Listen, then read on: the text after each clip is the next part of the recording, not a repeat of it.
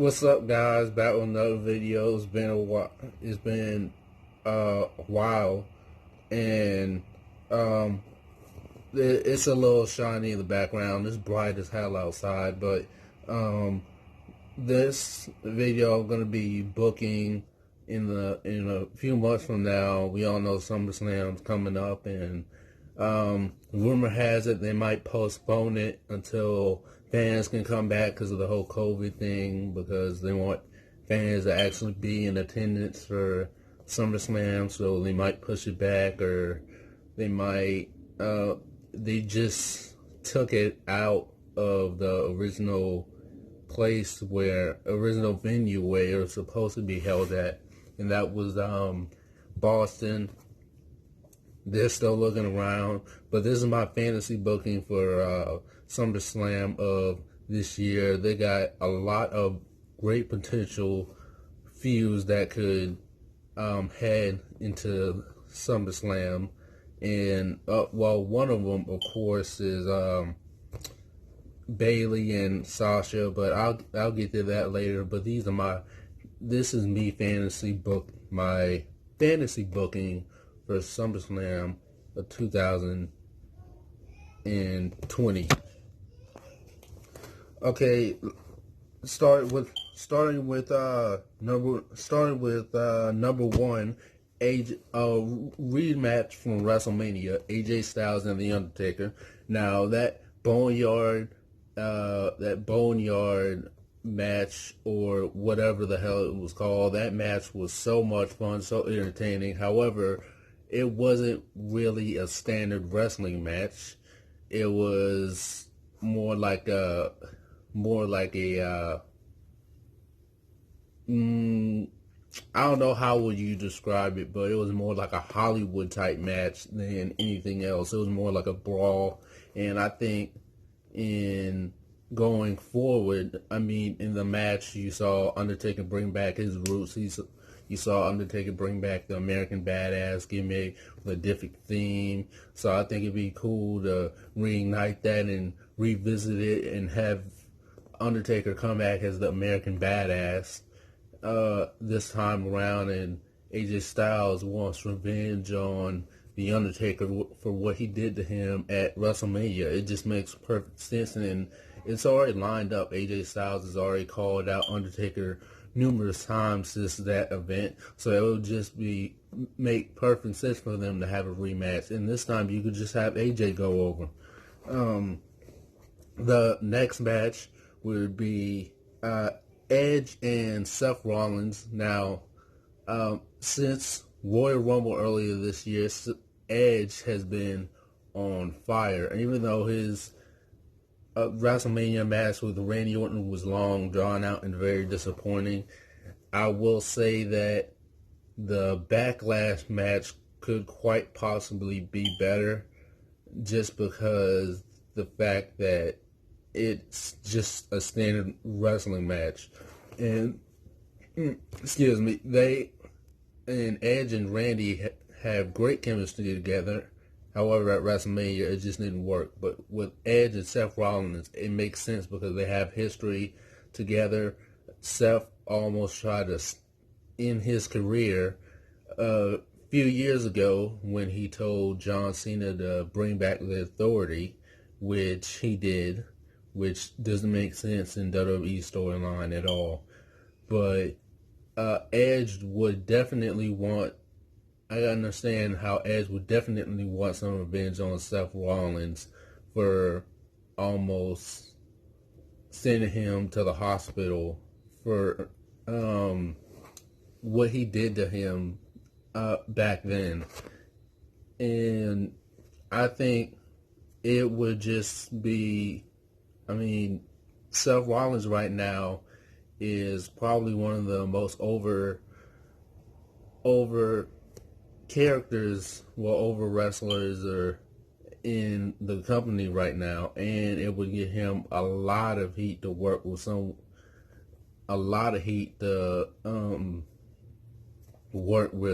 returning Edge. So I think that'd be pretty cool to see.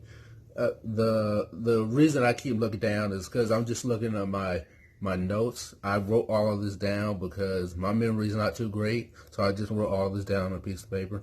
But my next match would be The Fiend Bray Wyatt against Jeff Hardy. Jeff Hardy has said numerous times before he retires he wants to face Brock again,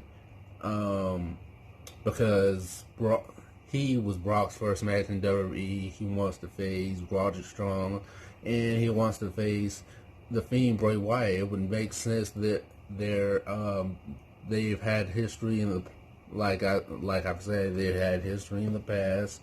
Not as well documented as Edge and Rollins or AJ Styles and The Undertaker.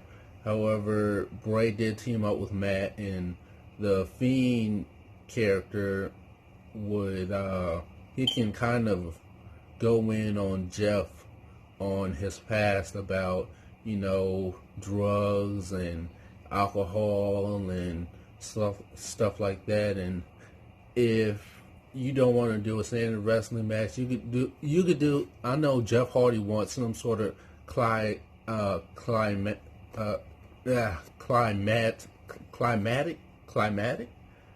wrestling match or something like. You could do the Firefly Funhouse match again. You could only do those matches a certain amount of time before the audience gets tired of it.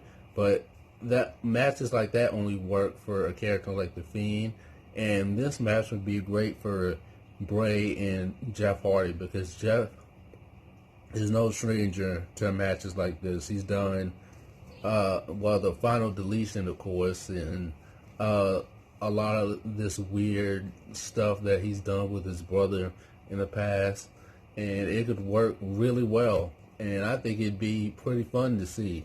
So yeah, The Fiend, Bray Wyatt, and Jeff Hardy. The next one, Drew McIntyre defending his WWE Championship against Randy Orton.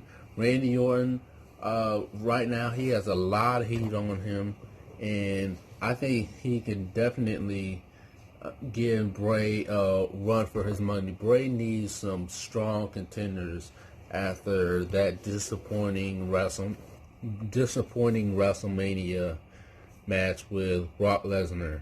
And in my opinion, they should have saved Seth Rollins for Drew McIntyre at SummerSlam instead of Money in the Bank, because in my opinion that felt rushed. They rushed two A-level pay-per-view matches on B-level pay-per-view shows. They wasted Bray and Braun on Money in the Bank, and they wasted Drew McIntyre and Seth Rollins at Money in the Bank. And they should have saved both of those matches for SummerSlam. But like I said, Randy would be the perfect guy for Drew McIntyre, as he is a great worker, gets a lot of heat, and I think Drew can get a great match out of him, because Randy tends to work at a slower pace, and even though Drew was tall, he's still very agile and moves very quickly and has that strong style. So I think that'd be they complement each other really well. The next match, of course, Goldberg and Matt Riddle. Rumor has it that Matt Riddle might be going from NXT to WWE, and it has a lot of controversy for stating his opinion on social media. And we all know that sometimes that can rub people the wrong way, and it certainly has with Goldberg. And I think that, despite what they think of each other, Matt Riddle is a phenomenal worker, and he can get a great match out of Goldberg. So I think all the business, they need to put their feelings for each other aside and work together, because in all honesty, I think they need each other more than anything. And if you saw Goldberg's documentary, when Matt Riddle came up to him backstage, it was more like he wasn't upset with him or anything. He was just like, oh, I'm not your bro. We're not friends. But I mean, like I said, business is business is business, and they need to learn how to. They need to make this happen eventually, because fans are clamoring for it. My next match, Raw Women's Championship, Asuka and Kairi Sane. Now, I don't know if these two are still together. They might have silently disbanded, but since Becky Lynch left because of pregnancy, she handed over her championship to Asuka, and Asuka does deserve it after being screwed over for years now, ever since she went to WWE from NXT, and she deserves a long reign with a championship. And Kairi Sane, she also deserves a lot better too. And I think these two can knock it out of the park together if you give them an opportunity. So why not have Asuka work with one of her good friends, Kairi Sane? I mean, it just makes sense. They were former tag team champs together, they're best friends, and it would you could really build up. It would give you time to build up Kairi Sane as a credible competitor. So yeah, Kairi Sane, Asuka, Raw Women's Championship.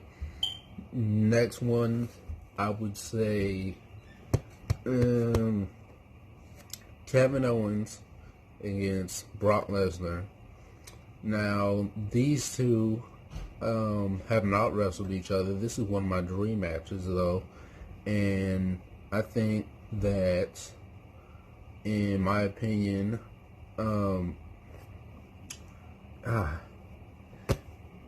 after losing to Drew McIntyre in just a matter of minutes, I guess you could say that it would be logical for Brock to come back and want to challenge Drew for the championship again, but we've seen that story before with him and Seth Rollins last year. But I'd rather see Kevin and Brock, just because they've never faced each other before, and Brock needs new competitors.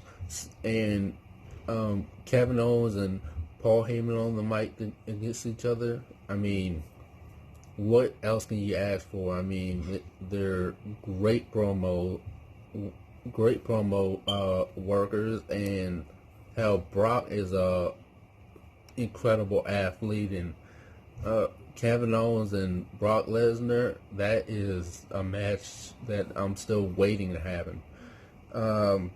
So yeah, my next match would be Universal Championship, Braun Strowman against Sheamus. Now, ever since Sheamus has come back, he's been hungry. He reminds me of how he was when he first came into WWE, and that's the Sheamus that I miss. Not this goofy Sheamus walking around here with the stupid spiked mohawk on his hair. We don't raise the bar, we are the bar. The Sheamus I like is the bully type of bully Sheamus, the one that first came into WWE and was wrecking havoc, and the one that beat John Cena for his first championship in WWE. That's the Sheamus that I miss. And he is possibly one of the best competitors that you could pit against Braun Strowman in regards to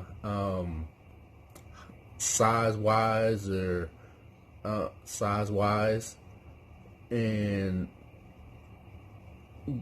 if you build him up correctly, Sheamus does have potential to be a bigger star than he was when he first came in, because Sheamus has a lot of potential.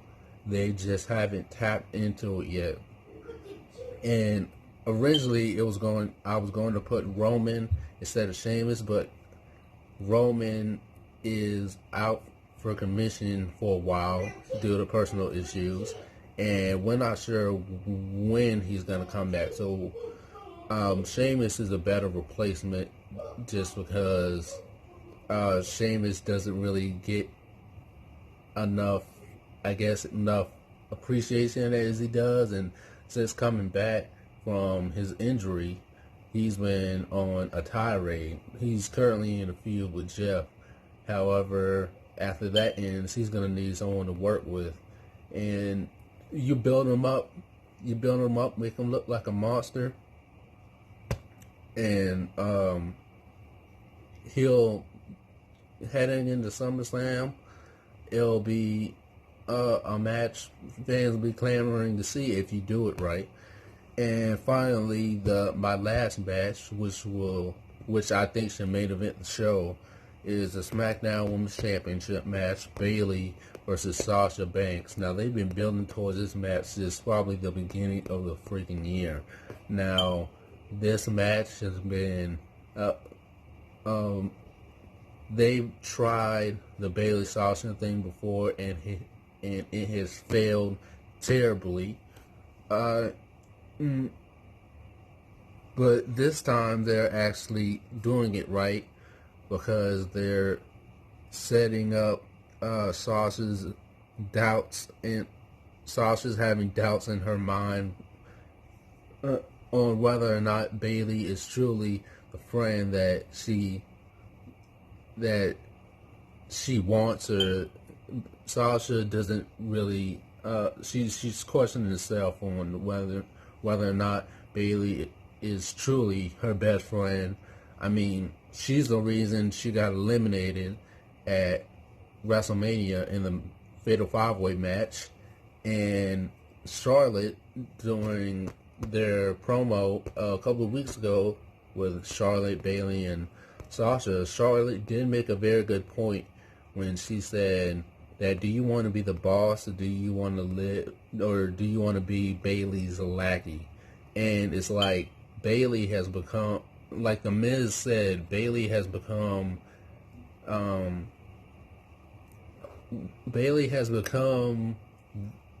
Heyman, and Sasha is Brock Lesnar. Brock Lesnar, of course, we all know what that means. Bayley does all the talking, and Sasha does all the heavy lifting. I mean, she's the reason that she's been able to keep that SmackDown Women's Championship around her waist. And eventually she's going to realize that, hey, I want it even more than you do, or hey, you're not as good as a friend as I thought you were. And the roles will be reversed this time, which will be interesting, because Sasha will be the babyface and Bayley will be the heel. Before, it was the other way around, but now this will be interesting because the shoe's on the other foot. So yeah, that's my list of booking SummerSlam 2020. Let me know what you guys think of my list. What would your list be? What do you want to see main event SummerSlam this year? Don't forget, like, share, comment, subscribe, and I'll see you guys next time. Peace.